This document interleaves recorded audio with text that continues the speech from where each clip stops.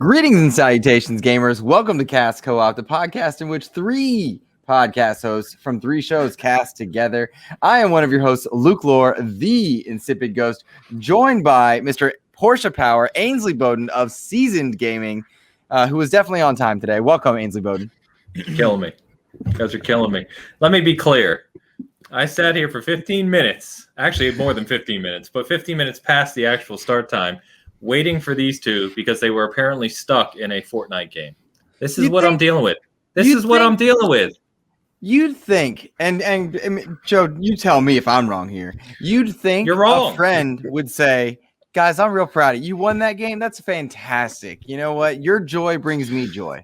Let me go here. So I don't want to be in the middle of this. At 7:28, I got a message from Luke saying 5 minutes. Yeah. Yeah, that was 20 minutes later.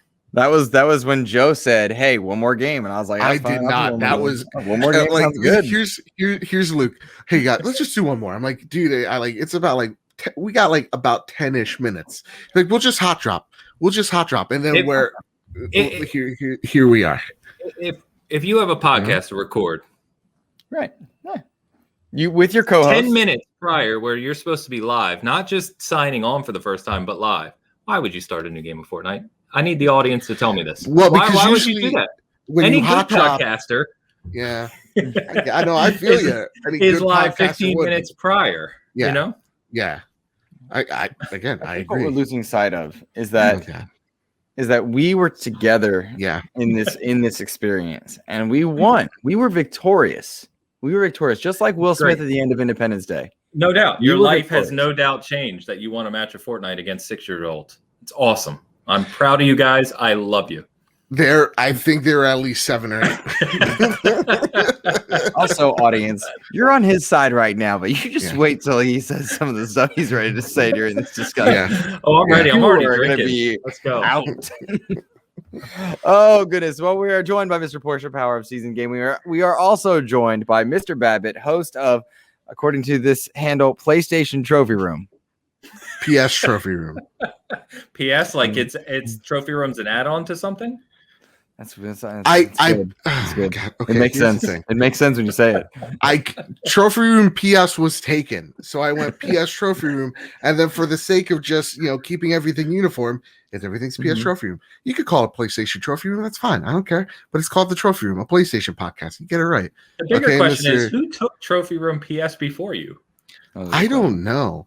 It's always like an account from like 2007. Yeah, with like one follower and exactly. No yeah, it's an egg. I hate that. I'm doing great, by the way. I defeated Apple, which this is week 3. We've been or week 6 technically of trying to defeat Apple over at the Cast Co-op. We're getting there, gang. We're getting there slowly but surely. This is an epic battle of I didn't think it would last this long. It's not our fault. It is really Apple's fault.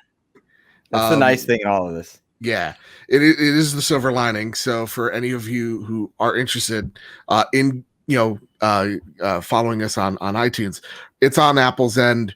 Apple's figuring it out. Hopefully in the next few days, like knock on some type of wood, pray to some whatever you do. But yeah, we should be there shortly. In the meantime, for those of you that are watching on video, I've had to rearrange my desk 4 times since we started this. I've seen you. I don't know what the hell you're doing. Because my computer is something's wrong with it, but I don't want to touch the StreamYard tab. So I'm trying to use my tablet to read our notes and stuff. Oh, it's a whole thing. It's a whole thing. Gents, gaming news, rather prolific in the past week, I might add. Dilly. Everyone ring the bell. Indeed. PlayStation, fun fact, we talked about them being dead last time. They responded to us. They came out. They said we got stuff cooking. They made some faux pas. They got back on the horse. I mean, you got to give it to them. They're dead. They're dead. Xbox is dead. Oh, is that them? Xbox is dead this week. Yeah, because like FPS boost, whatever. Yeah, the FPS boost. It's gonna cook Xboxes. I don't know. Metacritic. All right. Anyway, so Returnal looks good. Returnal does look good, but it's not reviewing well. What? This is the interesting thing. Is it not reviewing well? I haven't seen any reviews for it, so I don't know. No, okay, you fell for someone did a photoshopped a Metacritic for it to say 62, Oh, is that what happened? Okay. Yeah, the reviews aren't out yet. The previews are glowing. They're like, excellent. people are like really enjoying it. So Ains and I had faith. Luke's like, oh no, I don't know if it's gonna sell well. And That's a now it did. legit. No, first of all, I didn't. We don't know how. I mean, not yet. But this is a legitimate key point to this. This discussion started with Returnal actually, because I very much feel like Returnal is not going to blip the radar hardly at all. I'm excited for the game. It's my kind. Like that is my kind of game, right? And Housemarque never made a bad game. However, I don't think anyone actually cares about Returnal outside of like our podcasting like communities, the small niche audiences. And that led us to the bigger discussion, which we will get to, is kind of like what makes a game good and how Metacritic factors into sales and stuff. But bottom line, I think like Dreams and like several other Concrete Gene and a few other PlayStation exclusives, this one's not going to blip hardly at all.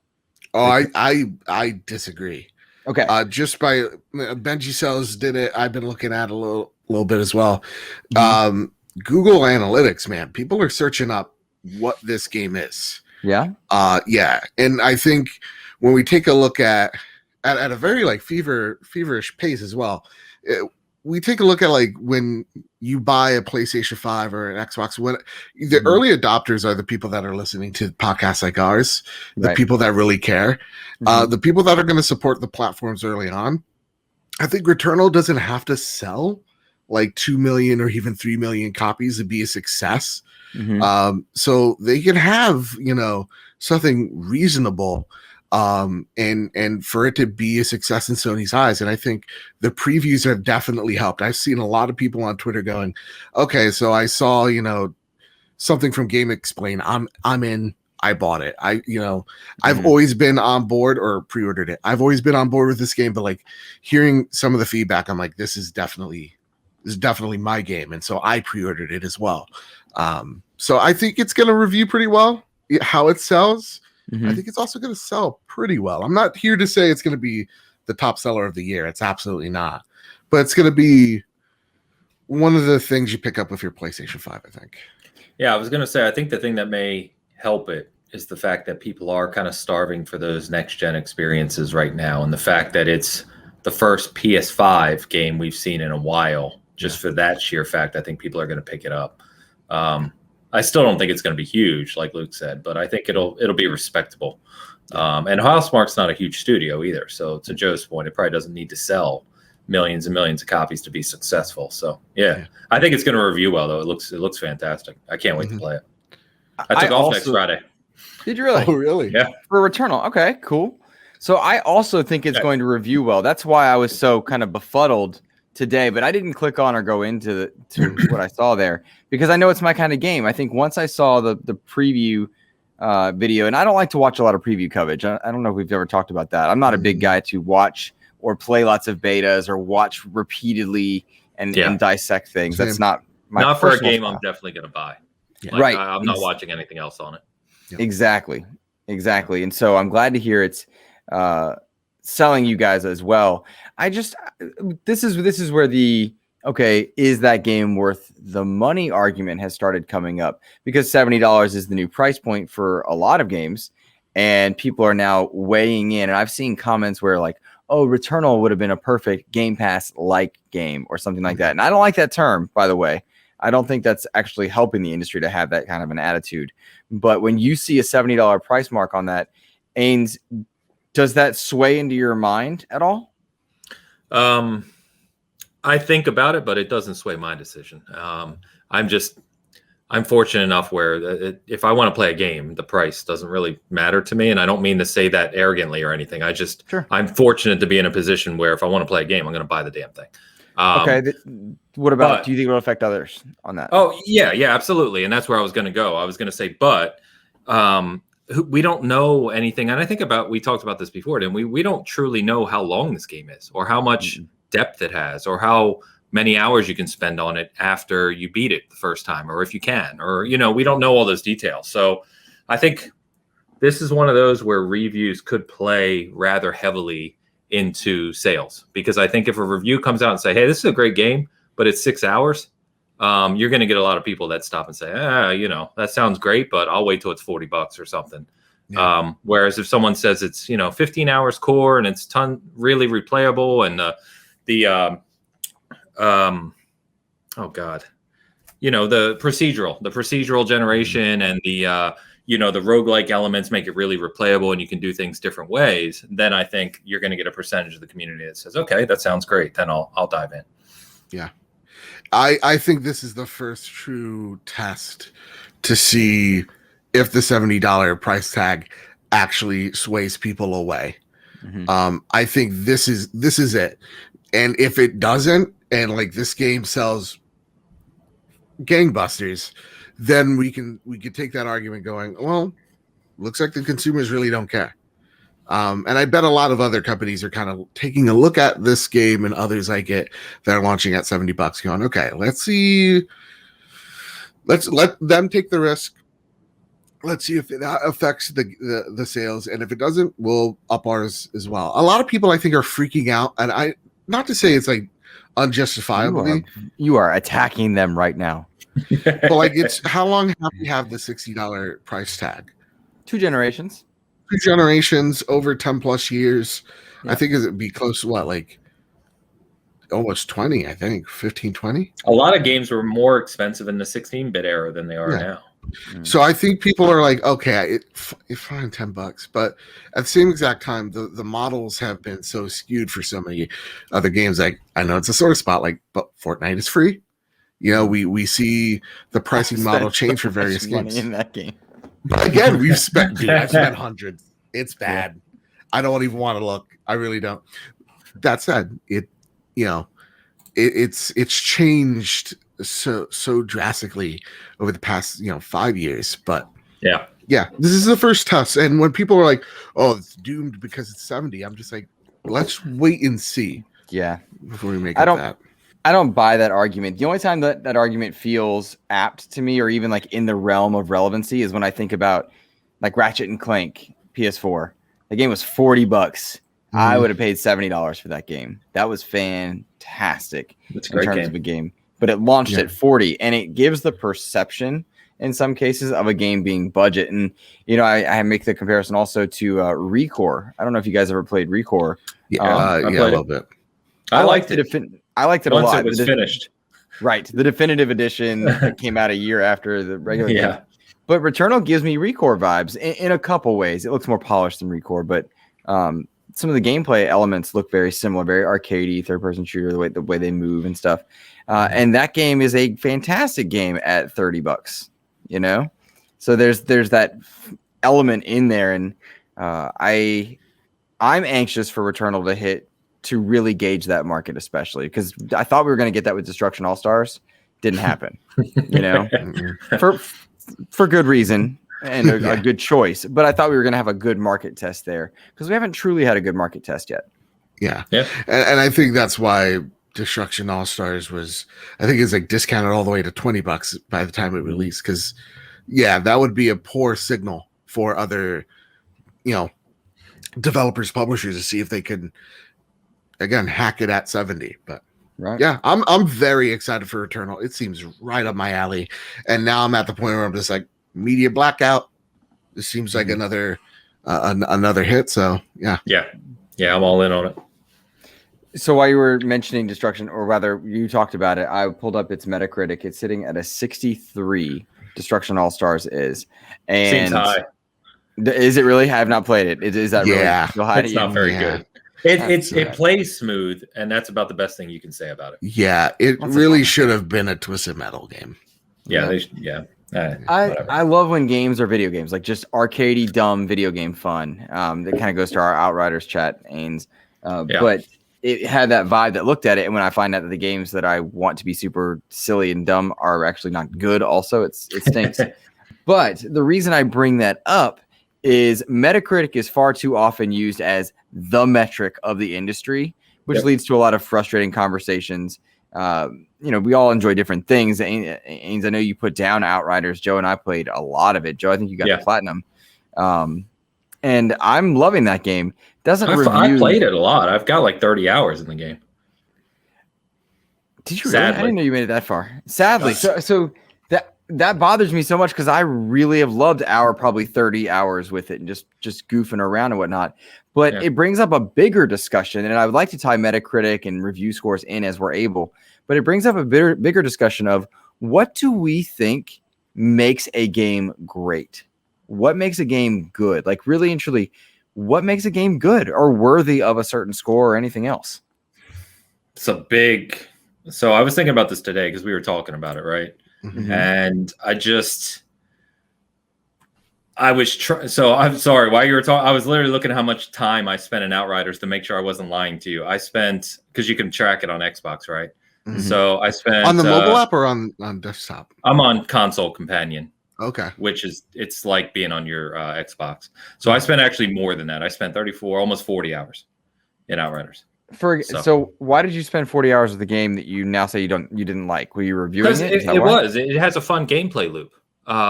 It has a fun gameplay loop at the start, and I was intrigued, and it was a little different, kind of like a fast ability-based Gears, if you will. Mm-hmm. But the more you play it, and especially once you get closer to the end game, the flaws just overwhelm it. There's just so many flaws. We don't have to get into it right now. I just, there's a lot of design aspects that I really didn't care for. That's all. Well, I do want you to expound a little bit, only because the conversation is not really about Outriders. It's why spend so much time in a game that you now are like, sadly, I spent this much time, because we're talking about what makes it good. I'm not attacking your logic. No, I would say two reasons. Probably one's unique to me. One, I think even the people that like me have put time into it and then put it down and frustrated with it agree that it has a good gameplay loop. Like the fun of shooting and smashing things and killing enemies is well done in that game. And so that keeps you playing. The other thing is, and I say this all the time, I'm a loot whore. Loot games are my kryptonite. I absolutely adore loot games. I literally picked up Diablo 3 over the past few weeks and put another probably 40, 50 hours into it, which would take me somewhere near probably 1,000. Yeah. I have played that game endlessly. So it's my addictive nature. I love just getting rewarded with loot like that. So that's why I got to the point, and my stepson was playing it too in the house, which helps. So he's very much like me. He gets dedicated on a game, especially loves loot games. And so we were kind of playing together and comparing. That's nice, huh? Yeah. So, I mean, it made it really fun. But I think once you get, and you got to realize, like, I'm very picky because I have thousands of hours in hardcore ARPGs and all these types of games, right? Like, I can be really picky. So, like, when you start to look at different builds and like the optimizations in that game, and where you could have all these different mods, but really you had to have these three if you wanted to really compete. The whole world tier system where you could only get loot at your max level if you're on that max world tier. And if you went down a world tier, it actually took your loot down a level. That's fundamentally flawed. That's never how a loot game should work. What it should have done is, if you go down world tiers, you can still get your level loot. It's just that the odds are lower, right? Yes. Like your percentage odds are lower. I tried to explain this to Luke and our friend Kev, and they're like, no, that's not how it works. No, I'm sorry. It's exactly like Diablo. No. Mm-mm. Well, and it should also, any good loot game, right, as you ranch it up and you get into higher difficulties, the threshold of the attributes on the loot should change. They should go lower to higher. Outriders doesn't do any of that. None of it. And it actually locks loot to your level by world tier, which is horrendous. Yeah, they should never have done that. So, like I said, I could go on for a while, but there's a couple things where it just frustrated me, so I put it down. And that's the thing. Like, I see the flaws in Outriders, and I see the loop is so much fun. Especially I finally found the class. Yeah, I found the class that I love, which is Pyromancer, and like I just love setting shit on fire and blowing them up. It's so satisfying. But then at the same exact time, it's like, oh man, this loot, once you get into a world tier something or whatever, you hit that brick wall, and then you finally make your way through, maybe halfway through that world tier, and like, okay, I got my bearings, and all of a sudden another brick wall right in front of you. Yeah. When you level up, and it's annoying. We got to a part where we were going blazing through the world tiers, and that we got to like world tier 14 or something. In we just were just like, yeah, this is too hard. We can't. All of a sudden it was like we were doing really great last level. Why are we what's wrong here? And you should be able to turn the world tier down, right, and keep playing and slowly build up your loot and your strength to be able to tackle the next one. But you can't, because you can't get that level gear because you're on the lower world tier. It's fundamentally flawed. It is. So. But again, I think you hit on something. You love a good loot grind. Yeah. Well, and I didn't even touch on the story because it's a bit. the acting and the story were like not even grade B. I mean, a journal. A journal. Yeah, I mean, it's not just the loot is big to me, but I think there's other aspects of the game that hold it back, which is a shame, right? Because there is something there. Definitely, there is a good core that they could have done really well on. So why do we give kudos to an Outriders where it's like really great gameplay, but like the story is bad? And I don't know, Game B has a really great story, but maybe not as good gameplay. Like what gives, like, when you're rating a game a 7, Ains, what does your scale look like? I'm here too. Fine, Luke. What does your score look like? Let's start with score, because I think if we just openly talk about what makes a game good, there's so many different aspects to that. Mm-hmm. So you mentioned Metacritic, and I think one of the things we should talk about is, in my opinion, and I really stress this with all the people that review games for SG, is if we're going to have a 1 to 10 scale, let's have a 1 to 10 scale. Literally the scale now is like 5 to 10 on a good day and maybe 6 to 10 for most sites. I mean, 90% of their games are in the 6 to 10 range. And if a game gets a 6 or a 7, people assume it's a bad game. And it's just like a 5. If we're using a 1 to 10 scale, 5 should be an average game, not a bad game, an average game. And we just don't do that anymore. So now you've gotten, Metacritic has really driven, to Luke's point, it's really driven this perception of, if it's not over like an 80, an 8 or an 8.5, game's all right. It's not very good. And, if it, God forbid, it gets like a 65, that game's garbage. It's terrible. And it's just like, it's fundamentally kind of skewed our view and how games should, I guess, be reviewed or perform. Yeah. And it goes to the idea of how are they getting that Metacritic out? Because if a site only has a 5-star rating and they're equating a 4-star to an 80 and a 4.5 to a 90, well, there's a lot of in between there that is subtly very valuable. Yeah. And it gets sacrificed. And if you've got certain places using a 100-point scale where it's like 9.2, that makes a big difference as well. Yeah. So it's funny you mentioned that, because we used to be 1 through 10 with just whole numbers. Mm-hmm. And like 2 years ago, we switched to adding the 0.5s. Mm-hmm. And we actually had a big discussion about that. We were like, okay, is there enough variation between, say, an 8 and a 9 to require an 8.5? Mm-hmm. What does an 8.5 look like versus an 8 or a 9? You know what I mean? And we talked about it for a while, and we finally landed on doing the 0.5, but no more. We think that's about as much as you want to delineate. Like the IGNs where they're like, this is an 8.4. It's like, 8.7. Yeah, like what's an 8.4 compared up. to an 8? If you can't tell me what an 8.4 is compared to an 8.3, then your scale is broken. That shouldn't, that just doesn't make any sense. Yeah. I think it made more sense pre-Metacritic, really and truly, before when you could have a bit more subtlety and subjectivity, and before Metacritic meant dollars. Yes. Before it factored into how games would be marketed and used. And the question you asked a few moments ago was, when a game's got a good gameplay loop, game A does, but then game B has a decent gameplay loop but a better story, what's the difference? When in my mind it comes down to, what was I sold on to get me into that experience? How did they or somebody else try to get me into the game? And God of War is going to come up in our discussion, as will Cyberpunk and a few others. But when I think about some of the bigger games, what brought me to it? And when I think about some of the ones that disappointed on those critic scales, Crackdown is the one that comes to my mind. I love Crackdown 3. Joe and I used to meme it to death because I just love Crackdown 3. Still do. But what brought me to that game was jumping around, becoming overpowered, and getting orbs. I got exactly what I was told I was going to get. Okay. Well, let me rephrase. I got exactly what I was told in the last 3 years of its development I was going to get. Yes. Not a teaser trailer. But any veteran gamer would know never trust a teaser trailer. It doesn't matter who's making it, what they're doing. It's nope. Remember Yeah, I think- Good and Evil 2? Beyond Good and Evil 2? Oh, Jesus. Remember that teaser? Still in development, apparently, despite Michael Ansel just retiring to go make food. Which is that's not a joke. That's a true story. Yeah, it's true. I'll just do cutlery. His last bit of advice: make the monkey cuss. I think you make a good point. I think there's a lot of aspects. So like I've had long conversations with people around when we review a game. What's the approach to your point? Like, how do you decide a score to give it? And I think there's a lot of things. So one of them is exactly as you said. What is this game attempting to be, and what did the company try to sell? Right? What is this game? What are they presenting to us? Mm-hmm. The other is, depending on the type of game, how does it compare to its peers, right? Like you can't, it's very hard. Take price point out of it. I usually do. Mm-hmm. Price point doesn't matter, right?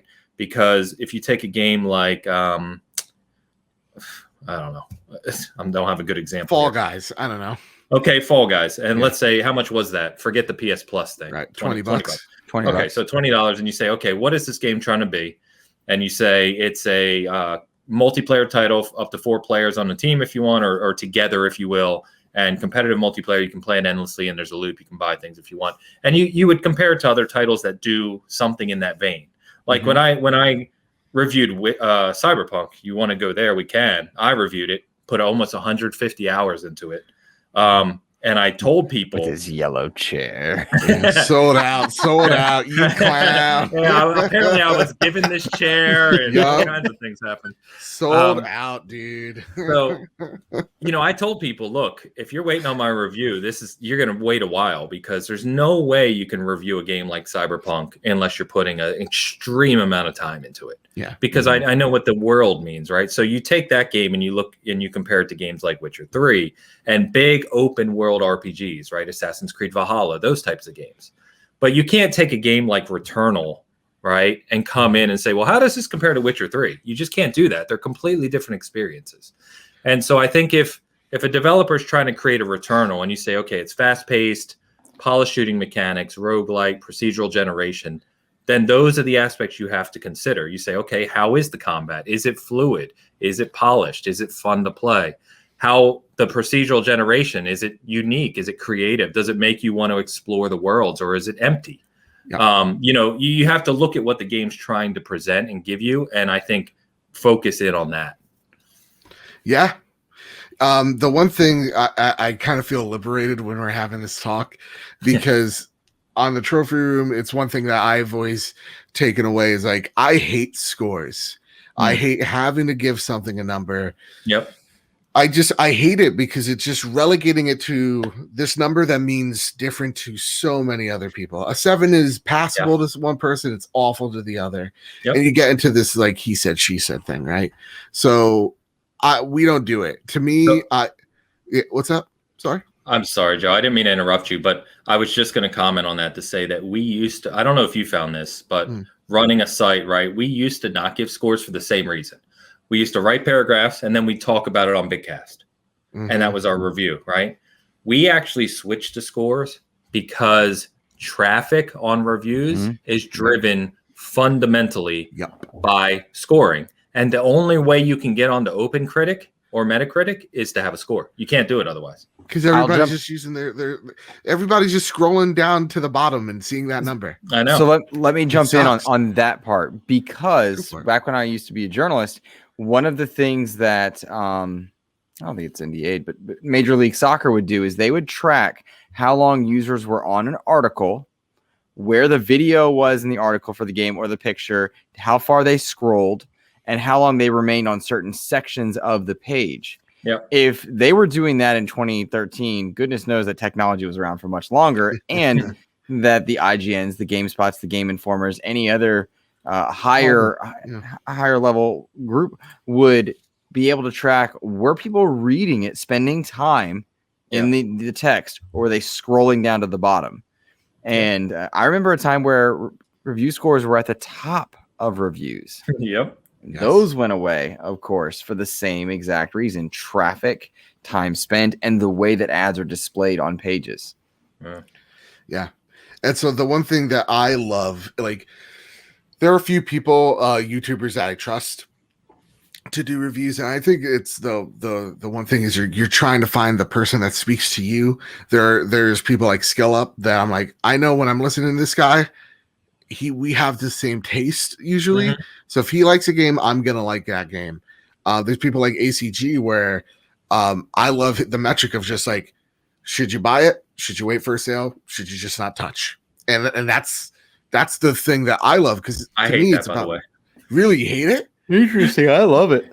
Yeah, because I'm just like, don't give me a number. Just tell me if it's worth it or not. Yeah, but And see, if it's not worth it day one, then just tell me if it's worth it. yeah, at a maybe sale, or maybe I just compared wait. to a number, that's good, but I don't think that scale does any good for me because, like I said right at the start, Mm-hmm. someone else's interpretation of what should be bought means nothing to me. And that's why you got to know the person behind whatever, behind the review.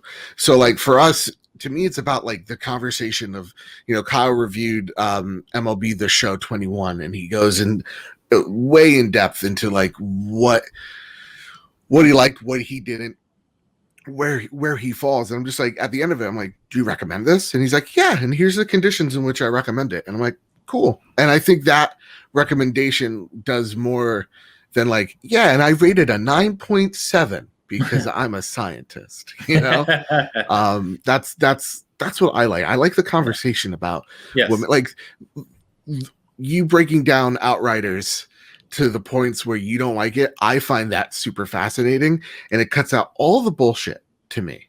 And that's why I like reviews like these, where it's just like an open conversation. I think you touch on something there that's interesting. I got in a debate on Twitter about a year and a half ago, about reviewing games and how much opinion should be in a review.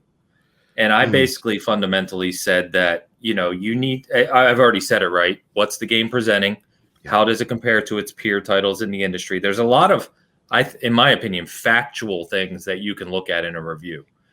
There's always going to be some level of opinion because some people like things more than others. Yeah. But I think if you're doing a good job on the review, it actually annoys me when people say a review is just an opinion. It's like it can be, and a lot of times it is. I get that, but if it's a good reviewer, in my opinion, there should be a lot of factual things in every review that can't really be debated. So I believe that. Right? I'm thinking about two things here. First, the ACG scale of buy, sale, and don't buy. Don't touch. Yeah, Thank you. Yeah, never touch it. It's like buy, rent, wait, or don't touch or something. And right? rent was replaced with deep sale or something. I forget how he says it, because we don't rent anymore. And I often use the deals with gold or PlayStation Plus specials. Yeah. And go buy a game every week or so, kind of like I'm renting. Like if it's a $4, $5, $6, $7 game, I'll go buy it just to play it and try something, Yeah. So I like that scale for that reason, because when someone says it's a rent or wait for sale, I know I'm thinking, okay, it's budget for what it's marketing me at. If it's marketing me at this, I want it budgeted from wherever its starting price was. That tends to be how I think of that. Not is it $70? Is it $60? More about, okay, they think it's worth this, what they're selling it at, but now it's on sale for X dollars or whatnot. So that's where I tend to come from there.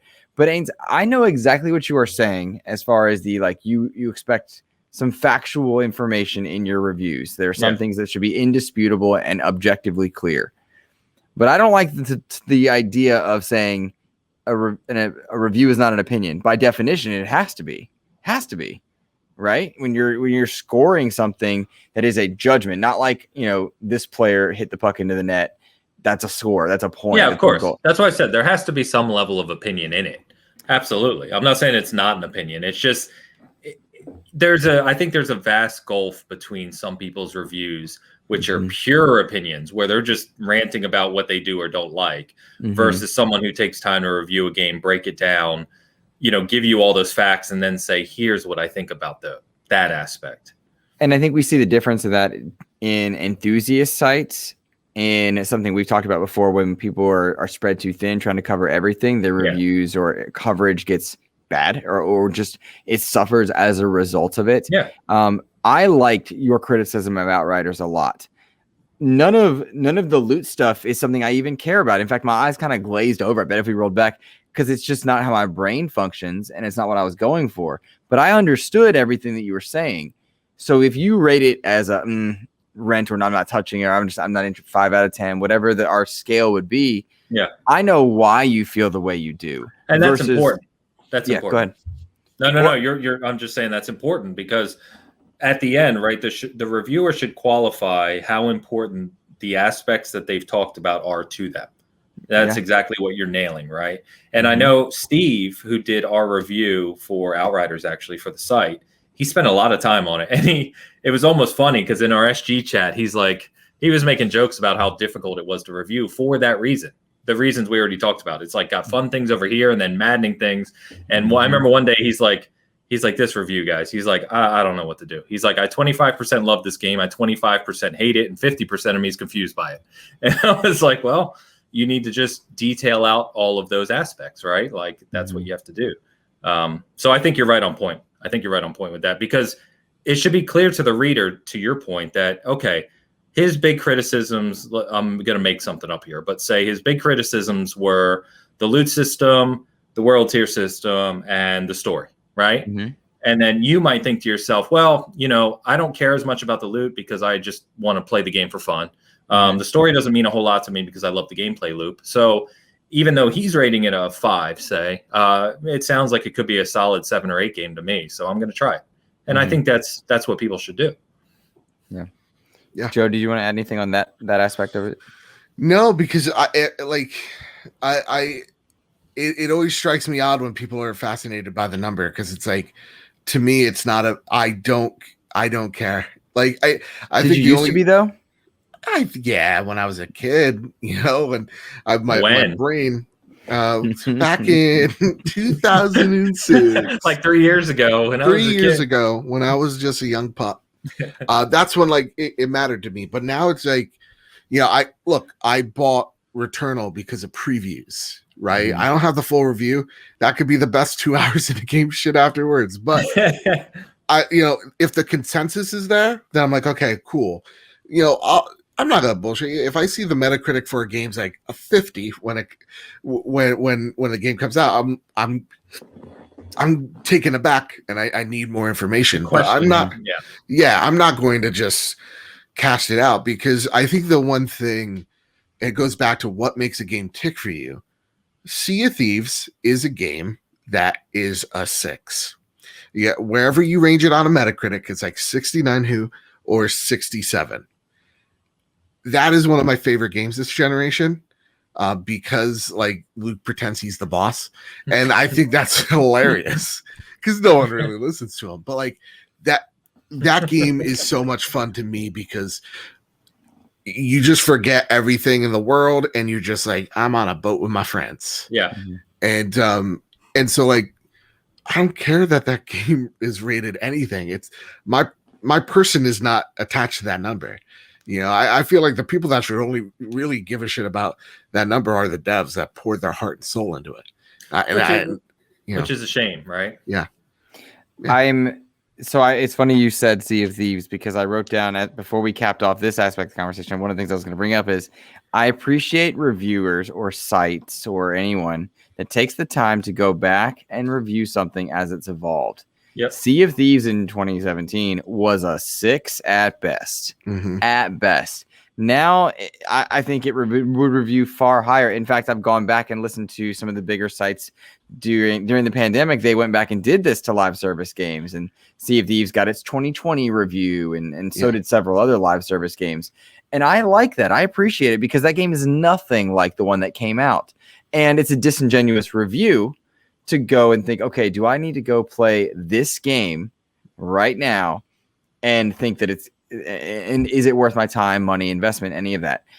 And if you're playing the old version, and Cyberpunk will go through this as well, once it gets a few more things cleaned up and the next gen patch or whatnot, it's going to have a completely different review score 2 years from now than it does, or than it did and does at present, as it should if things are corrected and fixed. And that's the big difference. Which is amazing because it's already at a 90. Is it Metacritic setting 90? Yeah. So let's bring up this Unless aspect it's of an it. 89, but it was a 90 like after launch. Sure, ballpark. We're not nitpicking for this type of discussion. That's a silly fanboy thing. But I was looking at the numbers today. They refunding Cyberpunk 2077. Yes. It cost them $2 million Yes. out of $300+ million that they made initially. Remember, that's in 2020. So like Yes. that's not even factoring the next 4 months, right, of the year. They've already sold 14 million copies. And that's not factoring in the fact that it is factoring in, but like we're not noting that the PlayStation Store doesn't have it available digitally right now. There's no next gen patch. We're only on patch like 1.2 overall, I believe. I have not touched Cyberpunk. I am one of that 1%, because it did break down to 1% that refunded the game. Okay. I was like, nope, I'm holding off on this. I have played my share of buggy games, and I'm not paying full price for one that's a mess when I know, and this is the big difference, when I know that it's going to be getting attention and fixed. So I stay away from a lot of games when they launch that are in that realm. I think that's fair. So is Cyberpunk great? Is it? I've not played it. Is that a good or great game given that it launched in the state that it did? And before, Ains, you reviewed it, so hold on yours for a minute. Okay. Joe, weigh in on this one, particularly considering the community you tend to represent with PlayStation. I'm going to grab another beer for this conversation. You're going to need it. It's right there. Take 2 seconds. Hold on, guys. We were late because it was Ains, okay? Yeah, Ains was just like, he refused one more drop. to be He's here like, on time. One more drop, guys. I think we could get this. You think we can do it? I think we can do it. And I'm like, Ains, like, we got a show to do. Ridiculous. I moved my family around. We're a bunch of Puerto Ricans. We're so loud. I was like, guys, get out of the room. We're about to record. And he's like, no, just one more. Now. Just one. And that's why when you look at Cyberpunk's review score, sometimes the Metacritic is just deceiving because it's going to change. And okay, so back to your point, Joe. Yes. As PlayStation, with them having it off the store, is that impacting it? Yes. I mean, I think Cyberpunk CD Projekt wants that game on that storefront. They know the majority of people are going to go and buy that game digitally, especially now. So yeah, they definitely want it back on the store. That's why they're patching it so much.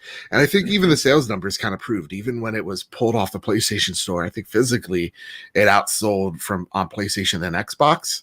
So like they know way more PlayStations, and that marketing deal didn't seem to. Exactly. It's all about perception now. It's mind share. So, they definitely want on the store. Is it a good game? At the state I played it in, no. People were disappearing. Cars, I remember cars outright disappearing. My save app kept on getting corrupted. I had to start like 3 hours before where I was. It was so hard to get into because the moment-to-moment bugs for me just broke the experience for me. So I was just like, you know what? I tried to give this game the benefit of the doubt. I'm going to leave it until the next gen patch. It's $40 and there's no risks for me. But until then, I can wait. So for what I played of it, I couldn't recommend it to anybody who owns a PlayStation. You played on PS4 Pro, if I remember correctly. Yeah? No, it was on 5. So like the 5. Game, the game that's right. ran smooth, but it was just buggy. Gotcha. Yeah. All right. I'm waiting for that game to hit 30. That's where I'm at. Digital 30, I'm in.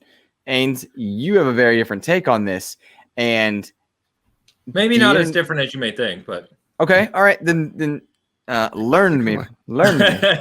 So yeah, I mean, so I played on Series X and PC. Played on both. And my PC is not top tier. I don't have like 3090 and all that, but it's a strong PC. So Series X, as I understand it anyway, was kind of the next best place to play it besides PC, because remember, they're not upgraded for next gen. They're Xbox One and PS4 versions. So to Joe's point, I did experience all kind of the normal bugs that people were talking about, the normal ones. And by normal, I mean, people would disappear. I once saw a car literally coming out of this cement or gravel, like it was coming up a ramp through the road. I saw stuff like that relatively frequently. But I was fortunate enough, I didn't have anything game breaking. I never had any problem with saves.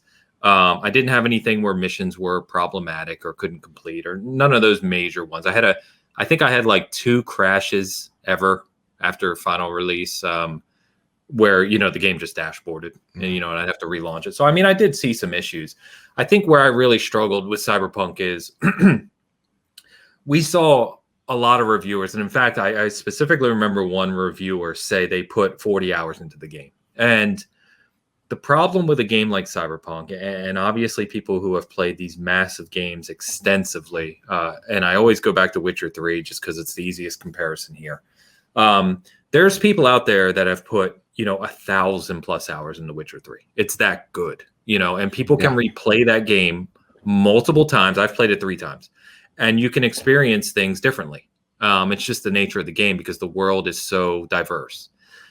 And so I knew going into Cyberpunk, okay, we know the scope of this game and what they're trying to do. To really experience what this game is looking to achieve, going back to our initial conversation, right?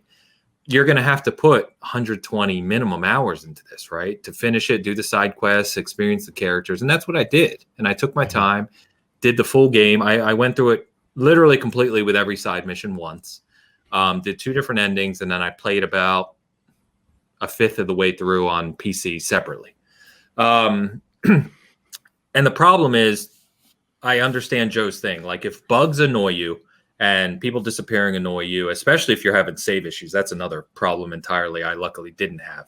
If you're having those type of problems, I understand completely, right? I understand the game should be reviewed in that state, and I understand people wanting a refund or not finishing it.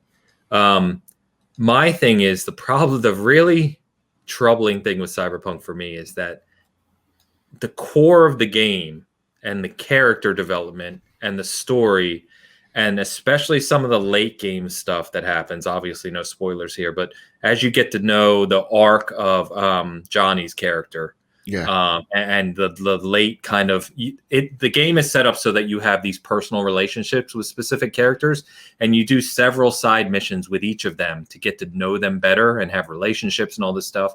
They're fucking incredible. They're incredible. It's some of the best storytelling and character development I've played in a game, literally.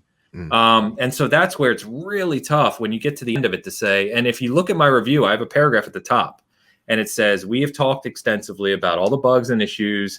I'm reviewing this game as it's meant to be presented in its best state. Basically saying, if you're playing on a high-end PC and you're not seeing, 95% of these bugs, this is what I'm reviewing. And that's how I reviewed it. But I did want to qualify it because I know people playing. I talked to, Leonidas in the community on GPTB. Yeah. He was playing on an Xbox One S and he sent us some clips and I was like, that just looks unplayable. I mean, it was like 14 frames, and like there's one person on the street and they look blurry, what I mean? It was just a mess. And it's like, I get it. You know what I mean? So I think that's probably been one of the toughest games to to review out of any game I've ever experienced, because the experience between top to bottom was so drastically different. 2 things flag me in there, and Joe, give me 1 sec, bud. The crashes and the save corruption are no-goes for me. That will tank an experience in a heartbeat. Watchdogs Legion was almost my game of the. I loved that game. I love that game too. Until this one mission cycle where it kept deleting my progress, and then I would realize that side progress wasn't saving in some cases, and it really irked me because as much as I love the game, I don't want to arbitrarily replay the same thing over and over with no new experience, and so that really destroyed my love for an otherwise, I think, great game. Now, to that point, Legion's not winning Game of the Year awards. In a shallow year, whereas much less a competitive one. But I really appreciated a lot of my experiences with it. But the save bugs, anyone that said that broke my experience, I'd be like, bad. That's bad. And I hear. Go ahead. Sorry. Well, say I often accidentally transition because it made me think of. I often hear Joe and Kevin argue about some games just being bad. Joe will likes to say it's a bad game. It's a bad game, and I'm always like, no, it's not a bad game. If it's fun and it's playable, it's okay. Bad to me is unplayable or broken. I think Avengers is the one that we talk about a lot of late. I mean, it's fine. To me, it's the most mediocre of mediocre. I was always going to buy it because it had superheroes, but like pretty disappointed as I played it, you know? It's actually funny you bring that up because I haven't played it, but I've heard that the story in the game is actually really good. And It's great good. story. Who's the main character? Stretchy girl. Yeah. Miss Marvel, yeah. Miss Miss Marvel. Marvel. But I hear like she's really great. Kamala Khan, yeah. And it's kind of funny because it goes back to what we were saying, whereas there's a lot of other aspects that are undesirable and it has a good story. It's like, where do you put that? Well, I want to play Iron Man. That's the thing. I want to be an Iron Man. I wanted to play Anthem Light, you know? Yeah. I just wanted to fly around and be cool. Anybody that's going there for that, disappointed. Pull one out to my homies. You know, I'm with you there. Like, I sometimes exaggerate. Sure, we also have this fun, the conversation of like, Kev's like, Last of Us isn't a good game. You're like, it's not fun.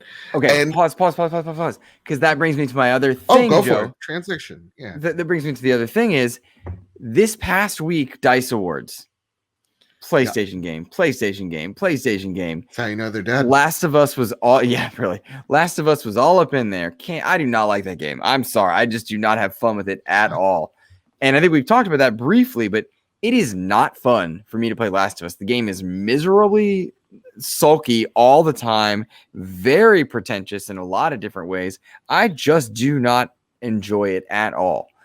Mm-hmm. I appreciate the immaculate animation, the brilliantly beautiful art, the voice acting that is nearly top notch, a little bit over the top in some spots, but really and truly just top notch of its industry. We talk about 1, 2, or both? Two, okay. But you could argue both, really, in their time, both. And just wait for that remaster. But the game wasn't fun. It was not fun. I played through the whole thing.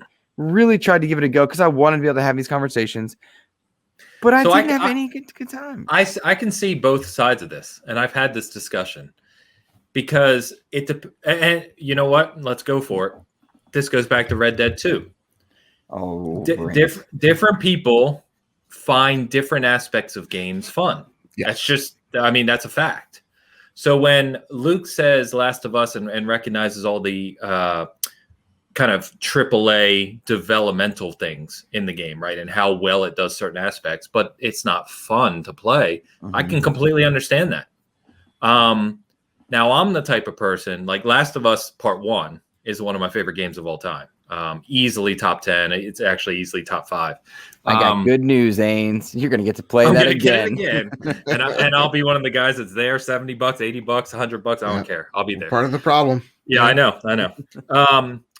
But for me, and because, and I don't want to get dark here, but I love horror movies. I love, for whatever reason, I love, this is going to sound really weird. I love experiencing dark things.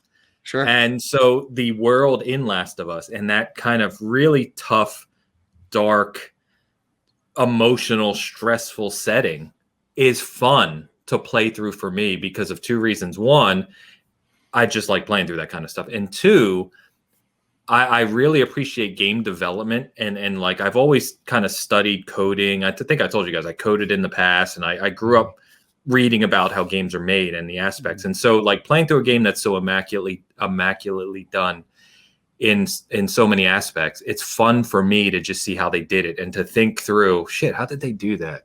And wow, the way they wrote that scene and choreographed it and the cinematic is just incredible, you know? So that's what I get. I bring up Red Dead 2 because I can see the people like Joe who's like, the game's boring, or both of you, I think, where it's like the game's boring.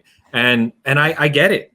I completely get it. But to me, like literally riding a horse into the wilderness and seeing a possum run across and then play dead in front of me and then as I go by it, it jumps up, and then an eagle swoops down and picks it up, you know, and like seeing that kind of stuff happen, my mind is just blown because my mind goes, holy shit, how did they do that?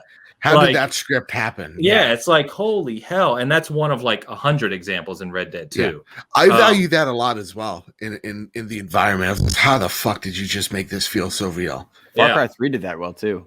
Yeah. Very different there's a lot type of games game. that do. But I can completely understand why people playing Red Dead 2 would be like, man, I'm just bored. It's like very fine people, both sides. Got it. That was Ainsley Bowden. Right, cool. I think we need to draw a line somewhere there. But well, Joe, Ains brings up the boring and awful Red Dead 2. Oh I've never played it ever. Guys, but audience, it does not. Please help me. Please help me. We got one guy thinks it's boring. One guy's talking shit on it and hasn't played it. That's me. Hey, audience, it's me. Ever watch the movie Tombstone? Yes. Just watch the movie Tombstone. You don't need to play this overly pretentious piece of shit. No, I'm happy to ride my horse into the wilderness and watch a possum play dead. No, but if honestly, I have to brush that thing to make it happy, what are you talking about? No, I'm not. I'm not doing that. I'm not. I'm putting my gun in the holster every time. Like, get out of here. Get out of here. I hate it. There's so many times I forgot my heavy gun on my horse. It was just, it's a game, Rockstar. Remember that. And that's, yeah. You keep doing you, Rockstar. A sales speak Grand for Theft Auto themselves. 6, we have to pay mortgage, but like for real. Yeah, but for real though. Yeah, so I appreciate a lot of what Rockstar or what Red Dead 2 does. It's not my favorite. I feel maybe like the way some people feel about The Last of Us 2 is like, Last of Us 1 was great and this thing's an abomination. That's how I feel about Red Dead, where Red Dead 1 is one of my favorite games of all time. I think it's there. It's in the top 5 for sure. Yeah. And Red Dead 2, I was so psyched for it. I don't know how they made one even better. You know what I mean? By God, golly geez, I had this accent ready for all whatever, and I was let down. Did you actually finish it? I got all the way. I know the answer is no, but I'm asking you anyway because you wouldn't be talking like this if you did. I beat the Marston stuff, or I got to the very spoilers. I got to the prologue. Okay. And I was like, I don't feel like doing this again. How long is this? What are we doing here? Well, and the prologue ends basically right where Red Dead 1 picks up. I knew it. I knew that was what was going to happen too. That's the whole point. That's the whole point of the prologue. Would have felt nothing. So that said, you were going to mention the real Game of the Year 2019. 2018, but it's 18, not. Sorry. Well, God of War is where this whole topic came from. Yeah. Joe and I are. I'm going to pull up Metacritic real quick. Go ahead. Because we've proven how effective that is. We spent 45 minutes clarifying that it was not useful. So the audience, where this really came from was one of our just chat threads where I said, and I mean wholeheartedly, that God of War is the best game ever made. Mm-hmm. God of War to me is the absolute best game ever made. It is fun to play. It is a brilliantly acted, beautiful, well scripted game. The music, the sound is all incredible. The story is just wonderfully well written. And it's fun and it's beautiful. And it's just you're already repeating yourself. You ran out already. Did I say fun in like 10 seconds? Yeah. More like I go back to that point because that's what stands out. And there are moments in that game that are revelatory, that are as impactful to me as Red Dead 1's revelation was in that game. There are moments that are just on the level of John Marston dying. You know, it's just like incredible. That's Red Dead 1 and you had 10 years to play it. Yeah. Knock it off. I wasn't shaking my head for spoilers. I was shaking my head to say that was anything in God of War is as impactful as that. But go ahead. Yeah, absolutely. There was. Are we spoiling that too? I won't. I wouldn't spoil God of War yet. That's too fresh. I won't. For me, Joe wants to take this one. I'm gonna take it. God of War is a really like intimate game. The God of Wars 1 through 3 had a lot of intimacy. Oh yeah, well, like emotional intimacy. Okay. Where Not like college. for me, yeah, I think you talk about things that break your brain. The one camera shot breaks my brain constantly. Just thinking about it, like that would be a feat on a PS5 or a Series X. This doing it on the tech that they did is just astounding. At the same exact time, the story as well. For me, I'm let's technically the second generation Hispanic. My father is an immigrant from Spain. My mother is, her grandpa was also from Spain. Grandmother Puerto Rican, right off the boat, made it in America. The American dream, what have you. So, I am definitely Atreus in that game because when I look at Kratos, that's my dad. He's stoic. He doesn't show any type of emotion. And he's kind of a dickhead to me. And it's as a kid, me going, why is my dad such a dick to me? They're together. It's not like I look like my mother and he hates me because of it. They're very much in love. But like it is the disconnect. There's two moments where it speaks to me when Atreus is reading Greek and teaching Greek to Kratos. I remember as a 6-year-old reading to my dad from a manual because he literally picked up how to read by himself. He taught himself how to speak English. So that moment I translated it to when I was 6 years old, and I was just, well, fuck. And I remember an argument that I had with my dad when my grandpa passed, and he said something kind of cavalier, and I was just like, or I took something offensive. Something happened where I was very emotional, and my dad's like, "Get over it." And I was like, "How are you able to just hold it in? How are you this robotic? How are you like this and I'm not?" That is a legitimate conversation you have right after you fight the Dark Elves.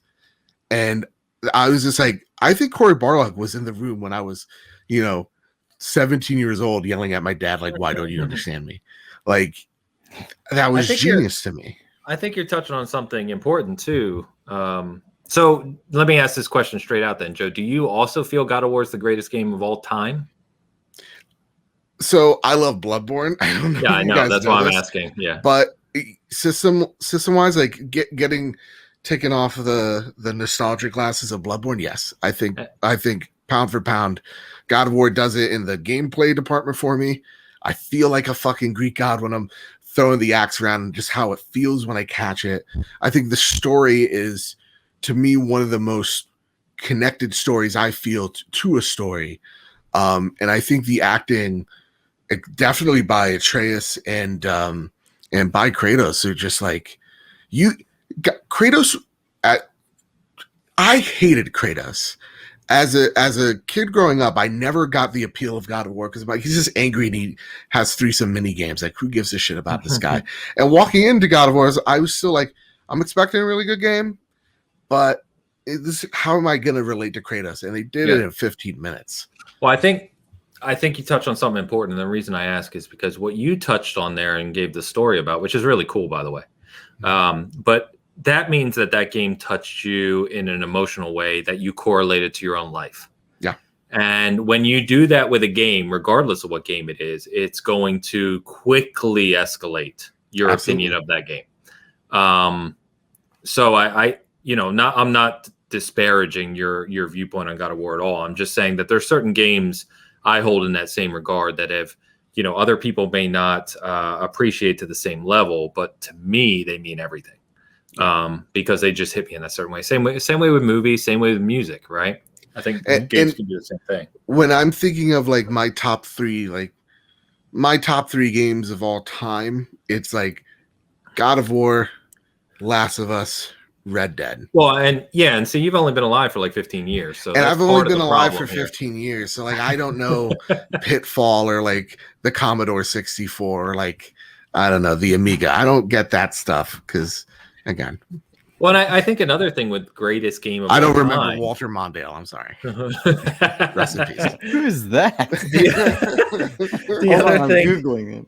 the other thing with greatest game of all time is you have to qualify it a little bit to say, is it of the greatest game of all time based on when it released, or the greatest game of all time forever? Because if you look at, say, God of War's impact and what it represented in 2018, where it was the second best game of the year. Well, real talk. What was the first for you? Red Dead 2. It was Red Dead for him. Yeah. Oh my god, that was the same. Come on, Same year. Yeah. Go brush a horse. White You're people- buff, bald, and a dad, and you're thinking brushing the horse is the one. Again, you haven't played it. This is the problem. He's got me there. I got nothing. But to that point, right? Like you could look at a game. I'm trying to think. Let's Bioshock. I told you guys the other day, Bioshock, the original. I think one of the greatest games of all time. Top 5 for me personally. I think in 2007, when that game released, it literally changed the conversation of what a narrative journey could be. Mm-hmm. And you see God of War have that same kind of impact. In fact, it's really funny. There's literally 2 games in 6 years that at Season Gaming we've given a 10. 2 games. And our qualification for a 10 is historic. And we put a lot of thought into that. And what we mean by that is it's a game that fundamentally changes the conversation in the industry to some degree, right? The only games that have gotten a 10 from us is God of War and Red Dead 2. Wow, really? Which is kind of funny. Breath of the Wild. When you think about no, Breath of the Wild, we did not give it a 10 to. In fact, I would not give personally Breath of the Wild an 8. I thought the game was drastically overrated. Fuck, Ains. First of all, I'm with you. Wrong. I'm with you. But even me, I was like, it's great. But it's a good game. No, that's a I think great game. It's great. That open world is garbage. Garbage. Let me just talk to you. You see what we're dealing with? You see what we're dealing with? That's what we're trying to tell you here. That's like the redeeming part of the game. Well, that's my point. If that's the best thing you got for that game, then you're not doing a whole lot. No, real talk. The dungeons are garbage. The shrines got repetitive. Same and the story's music, not good. Same background every single time. Yeah, I get it. The open world, that's you can walk for 10 minutes and find like a little leaf. I'm like, what am I doing? This is effing pointless. I think it was called the Kukuru or something like that. I don't know how anyone in their right mind, unless you're a Zelda fanatic or Nintendo fanatic, could play a game like Witcher 3 and play a game like Breath of the Wild and dare say Breath of the Wild has a good open world. iTunes, it's mind-boggling. If we ever get it on iTunes, please don't let this affect what you rate this podcast. Whatever, I don't care about our I've said iTunes. this Say what you many want. times. I think Breath of the Wild is the most overrated game of last generation, bar none. No. Breath of the Wild is fantastic. Now, okay, there are plenty of objective. Go back to our previous conversation. Yeah, sorry, we got way off topic there. No, this is a cast co-op. We don't care. There are plenty of objective complaints that someone might have if they said the weapon breaking became a real problem. I hear you, right? That's an objective criticism. Now, I will argue that mechanic actually makes a lot more sense later game. In the types of weapons you're getting and being prepared for a fight, and if cooking. It does, then why wouldn't you get the Master Sword, which I did, by the way? Is that it doesn't break? If the weapon breaking is so great and it helps the game, then why do you want to achieve to get the weapon that doesn't break? And why once you get it, you don't want to get rid of it? Yeah, then you don't use any other weapon. Oh, I think that's part of the motivation. No. I do use it, and I think that was part of the motivation. But there were several other swords along the way, and I'm not. Again, this is Nina's. I don't think it ages as well as some of the other Zeldas, but in its time at the moment, absolutely 3 years old. It's not that old. I agree. And that there's something about a Switch and Nintendo game that feels different in terms of an open world. Here it comes. That's a Nintendo bias. Mm-hmm. I kind of agree with that. That's what I'm saying. Not agree with the scoring aspect, but I'm saying I sense that bias within myself because the only competitor to God of War as the greatest game of all time that I would ever truly entertain would be Witcher 3. And that quest setup does not age as well as I would like, but in its time was near immaculate. I think the UI and UX could be cleaned up retroactively, Did you finish Witcher 3? Yes. Oh my gosh, what a brilliant. As someone who series. hasn't finished with both 3. expansions too. No, I did. What was whatever the first one was? Hearts of Stone was the first one. Yes, Blood and Wine I did not, which I hear very good things about. But don't give me that. After 150 hours, like I don't need to play the next thing to accurately discuss the game. It was a great, fantastic experience, and honestly, second best game ever made, maybe. Maybe I don't know about that one. God of War feels definitively first. I have no idea what would be second through 10. I get shit all the time because Horizon Zero Dawn is my game of the year of 2017. Far and away better game than Breath of the Wild. Far and away. I've heard that, and at the time tried to play Horizon and just died on me. I could not even be bothered after like 5. I played 5-6 hours, but I will argue, gentlemen, after it has been free for PlayStation Plus with the expansions, I redeemed it, and I am very interested to go back in. Very interested, and it's Fortnite's fault. The only thing that'll annoy you in Horizon, as it did, I'm sure many people, is that there's lots of hills and mountains and cliffs and everything because it's got awesome environments, but you literally can't climb up them. Yep. So the one thing I loved in Breath of the Wild was just climbing everything, right? And then hang gliding and doing all that. That was awesome about the world. I mean, they got one thing right. But and then it started to rain. Yeah. But then Horizon, you're like, you have to find a path. You know what I mean? Like that's the only thing that annoys me. But that game's fantastic. The combat in that game is phenomenal. Yeah. But God of War, it sounds like me saying God of War is not the greatest game of all time is certainly not to say it's not an absolutely phenomenal game. I did not take that, by the way. It's incredible. I think so I have kind of my top like 5 or 6 games of all time I always talk about. I would say God of War would definitely probably that doesn't make any sense, but it would probably be top 10 for me. It's everything you guys said. It's highly polished. It's gorgeous. It's the game, like the combat is like visceral. I know is overused as a word, but it is. It just feels awesome when you're in combat. The story with Atreus is great. Like there's hardly. I can nitpick a few things with that game, but it is nitpicking. It is a phenomenal game. So I just don't think I think there's better games, but not many. It's definitely up there. Do you guys apply modern filters to judging a game? Like when I think about Metal Gear Solid, to me, that's one of the best games ever made. Sure. That's what I was just asking. Do you rate it in the era or forever? So the way I do it is how it impacts me emotionally, actually. So for me, like I whittled off of the top 3 games. It's like, how did it make me feel in that moment? And how do I still feel about that game now? Like if I take a look at Breath of the Wild, I would have thought back in 2017 or 2016, whatever, this was, oh my God, what a game. This is the game. But now looking back at it, I'm like, there's a lot of things flawed there. And I definitely had the Nintendo bias at the time because, oh my God, Nintendo was great again.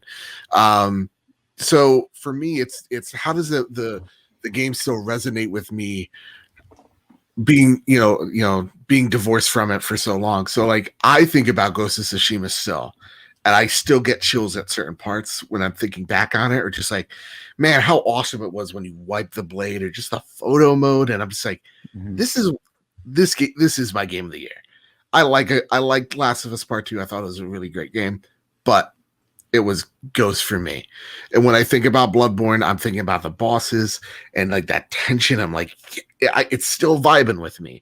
And that's why it's always up there for so high for me. And when I think about God of War, I'm thinking about that combat. I'm thinking about those emotional, cues. And for me, it is kind of last the test of time, but I'm not taking it personally if you're like Red Dead 2 is my game of the year. Or God of War's been dethroned by X game, because that's the way you do it. Yeah, I think it's funny because you mentioned that, because Last of Us is one of the games. So one of my favorite games of all time. I wrote a long article on that game and why it is so good. We did a 13-minute video, probably the highest production video Bert and I ever put together on that game. It's just, that game touched me. The story of that game and how it was delivered, and especially the ending, as a parent, especially, was just mind-blowing. And I think, which is kind of funny in this conversation, is also part of the reason, and I've talked about this in my review too, of part 2, is that part 2 didn't sit well with me. Again, people love to say, well, you didn't get what they were going for. No, I'm not fucking stupid. I got it. I know what they're going for. But the statement I ended with my review of Last of Us 2 is, just because you could doesn't mean you should. And just because Naughty Dog could tell that story from another angle, and how they set it up, which was brilliant, by the way, I give them credit where credit's due.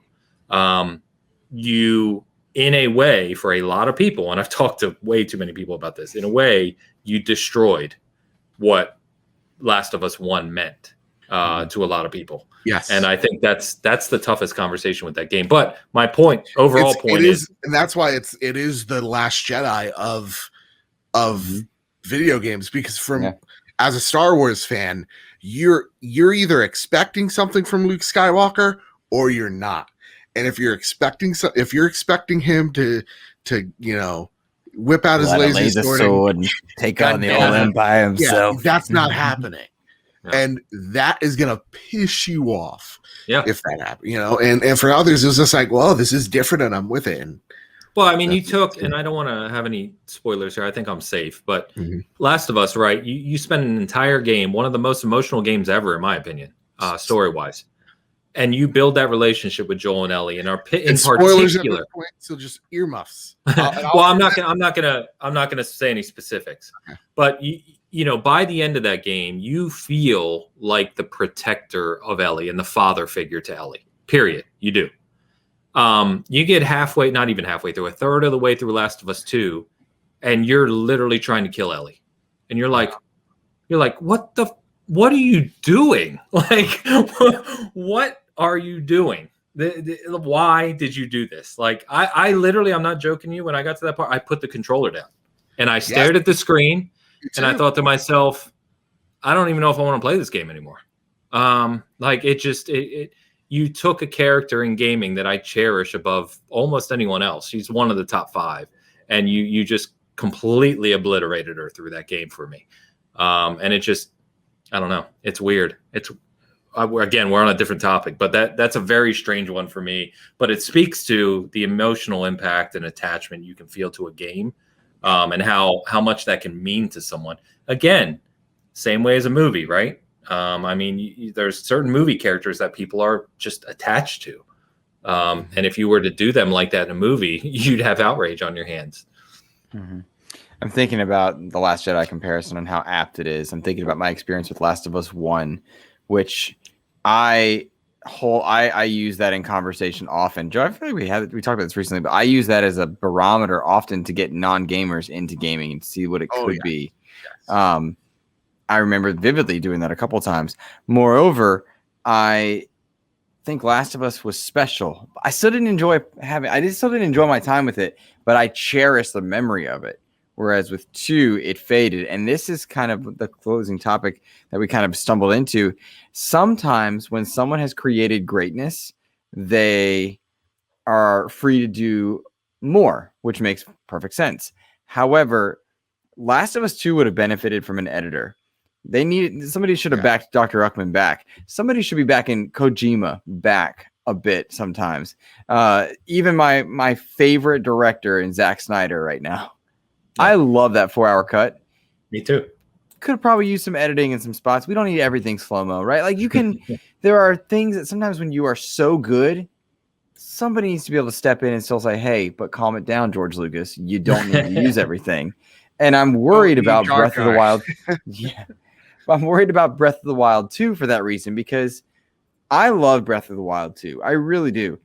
But all of your criticisms are very apt, and it make perfect sense. It doesn't make me love the game less, nor should anything we say make you love or hate a game more or less. And we're all talking about top-tier games. That's obvious.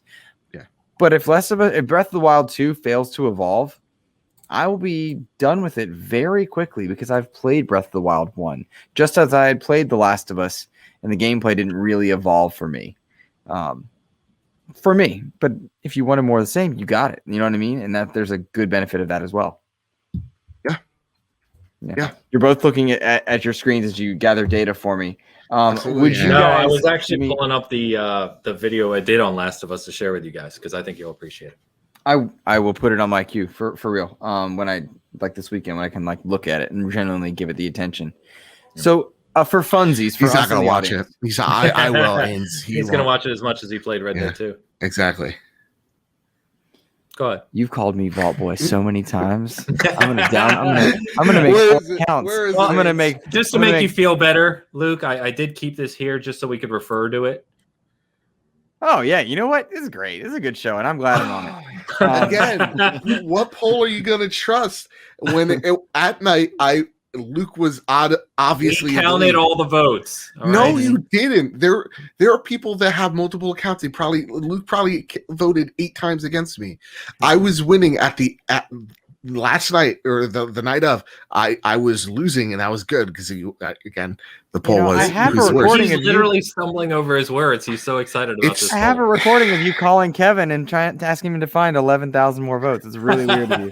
Well, because they're there. If you just take a look, if you did your job, All right, you so would have found them. a funsy for the audience and for us. Okay, To close out. sure. Remember, we have some reader questions too. A funsy to almost close out. Uh-huh. How many times can I say funsy without feeling awkward? Nope, already there. It should have been the first time, but you keep going anyway. Kept on I'm going. doubling down with it. And like it's like a train wreck. Like I know I need to stop, but I can't. Yeah. So for funsies for us in the audience, five greatest games of all time. Okay. 5 greatest games of all time. What are your 5? Okay. And you don't need to explain them or defend yourself. You're not under attack unless you're Ains. God of War, Metal Gear Solid, Okay. Witcher 3. Mm-hmm. You got one so far. Keep going. Witcher 3. Super Mario Brothers 3. Good pick. I got to think on this 5th one. I love that you He asked the I was- question, prepared it. You don't even have the It's like answer I'll for it. go, and I don't know. You know what? Can I just? There's a lot of wing it? pressure. Go ahead, Joe. Go. Can Wing I it. just wing it? Yeah. For me, the number 1 game is God of War. Number 2, Bloodborne, Last of Us, Red Dead, the original. And for number 5, this Yeah, is where it it's a tough gets one. tricky. That's Only right. kidding. It's Halo 1 Combat. What? Get out of here. Who are you? Halo 1 Overreach? You're PlayStation, a fake fan podcast. PS, fake fan. Mine's easy because I think I have like 6 that I keep regularly. Like I talk about this pretty often. So I don't have them in a specific order from 1 to 5, but Witcher 3. And by the way, I didn't get to mention, I believe the reason I asked about the expansions is Blood and Wine, I believe, I haven't looked, but it was at one point in time literally the highest rated game on Steam of all time, and it's an expansion. Like Blood and Wine is remarkable. But anyway, Witcher 3, Red Dead 2, Last of Us, Bioshock 1, and make sure Last of Us 1, not 2. Holy shit, I'm blanking on the 5th. My 5th is Red Dead. Red Dead 1. Okay. So you need to play 2s, then you can update this list. And I think I'm with Joe, Halo CE. Yeah. Man. Gotta go with the classic. Because you can say you can't sprint. there's other Halo games like Halo 4 has my favorite campaign. Yes. But Halo CE was just industry changing, and it changed my life literally. I mean, the things that have happened in gaming for me because of Halo is remarkable. So those are my 5. It's funny. I don't play my top 5 games very often. A lot of them are one and done. And my evergreens are Sea of Thieves, Halos. Sure. It's because of the impact they have on you. Like Last of Us, I've played a few times. I've played 3 times actually, but it's not like I'm playing that game regularly. You know what I mean? Yeah. I mean, it's a 15-hour play it through and come back to it years later. Yeah. I hope one day I go back to Titanfall 2 and play it, and it's as fondly as I remember the campaign being. Great campaign. Campaign. But 120 FPS as of today. I saw that. Xbox is dead. Gents, my tablet and my internet's crapping on me, so I don't want to risk pulling up the YouTube questions in front of me right now. Would any of you mind reading them off? Yeah. Thank you. That'd be awesome. Yeah, so we got some questions this week, and we're going to try and do this every week. So definitely look out for our posts and respond. We're happy to talk about it, and we got some funny ones, of course, too. So Dano, shout out to Dano, who's always a big supporter and always in the chat. Thanks, man. He said, "Which game or movie series do you think should have stopped making sequels? It can be trilogies, anthologies, just an IP with 2 games." His answer, which is funny, his answer would be Rocky V. I don't think anyone likes Rocky V. But then we got Creed. So, but, I haven't thought about this prior. I got it. Go for it. Aliens should have stopped at Aliens 2. Fair. Or Aliens. That's a good one. Yeah, that's a good one. Yeah. Which I Bioshock should have stopped at. Don't you say if you continue that sentence. Should have stopped at 2. Are you talking bad about Bioshock Infinite? Didn't beat it. Just wanted to trigger. I don't know what I'm doing on the show, guys. I don't know what to do anymore. I just wanted to trigger. I don't know what to do anymore. Dano, it's a real easy question. Red Dead should have stopped. Wow. Last of Us should have stopped. Oh, okay. And I'm back. Alien and Aliens are great. You should have stopped at those 2. Although Alien 3 was not terrible, it just isn't as good. Alien 4 is trash. It's just the worst. It's real bad. But again, Kid Joe. Whoa, you like one of those parts, one of those scenes. It's kind of funny too because you think of games like the lesbian tension between what's her face, Ripley and the robot. What's her Winona Ryder. And ever since then, I've been in love with Winona Ryder. She's cool. You can quote Stranger Things now. You'll be all right. Yeah. Oh my God. Her in Stranger Things. Oh, goodness. All right. Dano, thanks for the question, man. Husk, over at GBTB, our friends over there. I hope you guys have an answer. He says, you have a banana, a paperclip, and a raccoon. Go. Well, I'll tell you right now, if I have a raccoon, his name is Charlie, and he's sitting on my shoulder. Okay. He's my buddy there. If I got a paperclip, I got to do my taxes somehow. Right. And bananas are full of potassium, and I cramp a lot, so it's really good to just get a little snacky snack in there. I like your answers, but just to be clear, you're doing taxes with paper and paper clips. Nobody knows how to do their taxes, Ains, right? Not even the government. They're like, here's how much. Guess how much you owe us. That's gonna be it. Well, you might be right. We're not sure. Yeah. Speaking of which, all I say is that I'm under audit, and there's just so much paperwork. And is that why you haven't released them? Yeah, it's just I'm in the clear. And I'm in the clear, everyone. That's what I do. And every year works. Yeah. All right. Thanks, Husk. Sarko, our brother Sarko. I'm moving on. Our brother You don't Sarko, want a pet raccoon? I may have to explain these games to Joe. I don't know. 2 Human, Dead Space, or Knights of the Old Republic. How fucking dare you think you need to explain Dead Space to me? No. 2 Human, the game I was joking. Oh, yeah. No, that abomination. I get it. Okay. Yeah, which game deserves new life of Dead those Space. 3? Okay. Knights of the Old Republic, but because Dead Space ages very well, and you can go back and play that game right now. It's great. Knights of the Old Republic, no. You need some love. It's funny because 2 Human, no. We can push that over there. Dead Space or Knights of the Republic, I couldn't decide between the 2 of them because I adore them both, but I think Luke might have just sold me. Knights of the Old Republic is a lot more dated to go back and play now versus Dead Space 1 and 2 especially are just amazing. I just think it's like, as much as I know it's beloved and Star Wars community loves it as well, there's so many other Star Wars stories. There's not another Dead Space story that we can tell. So I'd rather reboot that IP. That's fair. And Knights of the Old Republic, by the way, is supposedly being remade as we're speaking. I saw Asper leak that by accident. That should not give you confidence. Wolfpack, J-Mo Money, you may know him as. What was your favorite couch co-op game growing up as a kid? For me, it was Teenage Mutant Ninja Turtles, the arcade game, or Turtles in Time. Good shout-outs? What do you guys got? Good shout-outs. So I think I was less of a kid. I was a late teenager doing a whole lot of things I shouldn't have been doing. But Super Mario Kart 64 was literally on a daily rotation with 4 of us out of a group of maybe 10. We would just sit and play 4-player Mario Kart 64 endlessly. I mean, for months and months and months on end. The only other one I could think of which came close would be obviously Halo CE with LAN parties and stuff. But again, I was a little older at that time.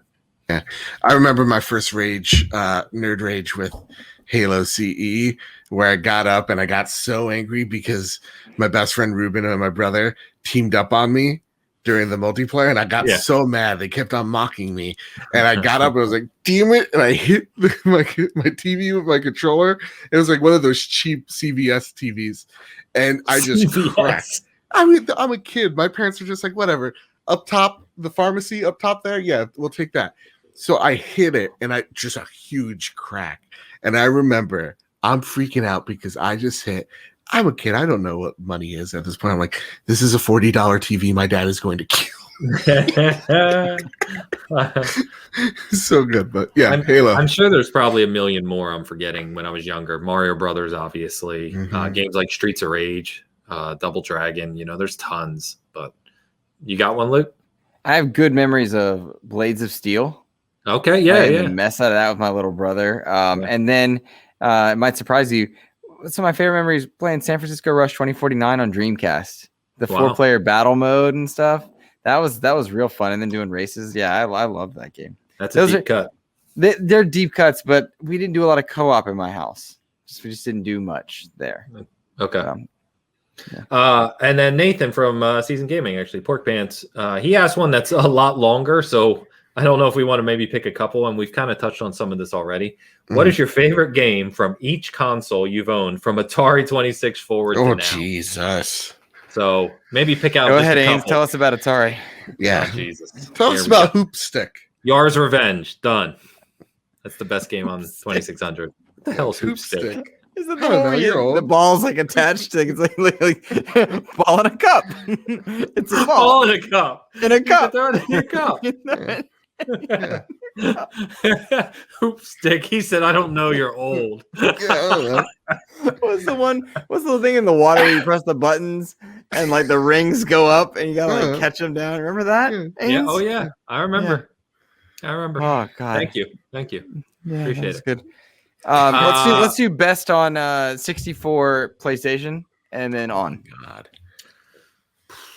64 would be GoldenEye or Mario Kart for me. It's Rogue Squadron, but okay. Joe? Well, you don't have any friends. It's fine. It's okay.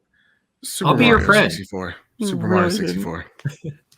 Mario 64, okay. Yeah. All right. And we didn't own a PlayStation when I was a kid. PlayStation 1? Yeah, no, it was my grandma bought my uncle did, so that we could go visit my grandma's more often, but they didn't invest in a memory card. So I played the same levels as Spyro, Siphon Filter, and Crash Bandicoot over and over again. I love Siphon Filter. Best game on PlayStation 1. Wow. No, just do PS2. Do PS2. We're going to speed through these. Yep. I have no idea. I'd have to think. First one that comes to mind is GTA Vice City. Okay, good choice. Joe? Ratchet and Clank, up your arsenal. Ooh, Metal Gear Solid 2 for me. God. Come on. Did you really just disrespect Metal Gear Solid 2? Did you really just do it? Honestly, sometimes Ains, it's like, why is he here? You know what I'm saying? PlayStation 2 has like one of the greatest libraries of all time. And you go with a game that doesn't even make any goddamn sense. I love Ains was super offended at that. I failed. Ains wants to brush his horse and get penis mechanics for his horse. Leave my horse out of this. I can't play Metal Gear Solid 2 with Vamp and stuff. All right, let's do Xbox 360. Xbox 360. That's where that one hurts. For me. That's one hurts. Bioshock. That's tough as hell though, because you've got Mass Effect 1, you've got Halo, you've got 3 and Reach. I mean, you've got a lot of games on that system, but I would have to go Bioshock 1. Red Dead 1 for me as well, but man, I wanted to say Gears of War. Gears. I wanted to. I mean, I'm literally wearing a Gear shirt and I can't even rep it. It's true. Yeah, he's like, oh, look at me, I'm so strong. I'm only wearing a Gear shirt. Look at me. Oh yeah, I'm real buff. You see what I deal with? Metal Gear Solid 2. No one even can tell you what that game's about. No one even knows. PlayStation 4. See, he can't tell you. You don't know. Damn, PS4. It's the Guns of the Patriots. I mean, this is where it gets easy. So I think for PS3, it's Uncharted 2 for me. Even with Last of Us there. Forget. No, it's Last of Us. But it is Uncharted 2 because I think Last of Us is an easy out. PlayStation 4. PlayStation 4. Well, now on PlayStation 4, it's Bloodborne. Come on, dude. God of War is PlayStation 4. Bloodborne. I got so a character. I can cheat on this one and say God of War as well because I can play Red Dead 2 on my Xbox. Welcome back, Ains. Welcome back, buddy. This is good. This is good. All right. Any other questions we got, Ains? Nope, that was the last one. Oh, I thought he had more like elements to his question. No, that was it. Just kind of favorite from console generations. Yeah, I cannot go back to Atari. That's Ains will be talking all day, guys. You know, I got to rein him in somehow. Try and play those games now. You'll spend like 30 seconds. As the mature one of the group, all right, I gotta regulate. I gotta do what I gotta do. It's tough. You said Metal Gear Solid 2. It's about the guns of the Patriots, Haynes. Obviously. Snake's called Pliskin. It's like 1,500 amazing games on that system. I don't know. What was the Lale Lule Lele or whatever? No one knows, but it's provocative. Gets the people going. That'd be like, what's the best game on PlayStation 4? Death Stranding? Stop it. Oh, that's It's a disrespectful. great soundtrack. Stop it. Such a great soundtrack. what a I letdown love if you're that like, soundtrack. oh, the soundtrack's real good. It's kind of like it's kind That's of the like first when thing they go to. It's got good music, guys. it's kind of like when people talk about Jimmy Fallon's late night show. It's like, well, like he has the roots. The roots are great. Do you remember when people would talk about games like Parappa the Rapper and like tell you that they're good, and you'd be like, no, the game's not good. The game is not good. Oh man, that's scary. It was not good. It was not good. All right, guys. That was an interesting episode. I hate to have to call Ains out so many times, but here we are. You know, we do what we can. You don't play games and criticize them. I see where we're at. And I criticize the games that I love quite often. Anyway, guys, thank you for joining us this evening through this episode of Cast Co-op, the third episode. We loved having the feedback from you guys on socials, on YouTube, eventually on iTunes. You never know. Maybe. Joseph Moran, host of the Trophy Room of PlayStation podcast. Would you please let us know where we can find you? The 3 symbol's so weird. Look at that. When you put like you hold up, the symbol 3. Do not like where this is going. No, I'm good. Confident. I'm good. Why doesn't people should do this more? I don't know. That's just me. You can find me over at the Trophy Room, a PlayStation podcast made by the players for the players, where each and every Thursday, me and my best friend Kyle talk about the latest and greatest in all things PlayStation. You can find us over on the Trophy Room YouTube channel. You can find us finally on Apple Podcasts again, unlike this show. God, Ains just keeps slacking. Spotify, wherever you find podcast services of your choice, you can find the show there. Start. This week we worked have so hard for the show. so hard. We don't do anything. He's here early. They're killing me. Or on time. Don't worry. Episode 4 will be here when they get finished their Fortnite match. That's right. And we're gonna win it again. We won, dude. We won. A good friend will be happy for us. Yeah, go check it out because this week we have 2 shows up. So make sure you check it out. Ainsley Bowden of Season Gaming. Where can we find you, Mr. Porsche Power? Yeah, so Porsche Power everywhere. That is Porsche Power, not Porsche Shopper. And seasongaming.com, you can find all of us there. So everything to do with our podcast. And we've got a lot coming up, man. We've got, I'm actually speaking with Benji Sales, who everyone knows in the community. I'm speaking with him on Sunday and doing an industry perspectives with him. We've got some good guests on Bitcast this week. And a lot of good things in the works. So just check us out. We should say also congratulations on 150 for Bitcast. Yeah, thank you. Yeah, you guys were there. I was hoping that would sway you into the Red Dead 2 camp. It obviously didn't work, so we'll keep at it. We'll keep at it. Nah, but that was a fun episode. You guys should check it out. You guys can find me on Twitter at Insipid Ghost and hosting the Xbox Expansion Pass. I just had a very long interview actually with Remy Ismail. Who has done everything from make one of the best iPhone games ever made and most profitable iPhone games ever made to creating the press kit industry standard that everybody in the indie game dev world uses to working and coding games on a daily and weekly basis. He does talk all around the world, and I learned a lot about him. We talked about era representation in video games, about how indie developers do not have a fair shot at making it in certain platforms based on where they live in the world, which is really interesting. Yeah, very fascinating. Because, and I'll give you a quick example. Consider that most indie devs thrive on things like GDCs, game dev jams, things like that. Yeah. If you live in Central Africa or the Middle East, travel to some places is nearly impossible, either through security checks or finances or whatnot. And the cost of traveling New York to LA or New York to London or wherever these places are held, very different than the cost from certain places throughout the rest of the world. Very interesting. That's very awesome. interesting. Is that episode up? What's that? Is that episode live now? No, it'll be coming live this coming Monday, and it's a long interview, so I'm actually not sure if I should put it in and make a super extended episode, but it's on the upcoming Snyder Cut. XCP. It is the Snyder Cut of XCP. You're right. That's what I'm going to call it that. So, yeah, that's it for me, guys. Thank you all for joining us. Do you have any closing comments, guys? Good.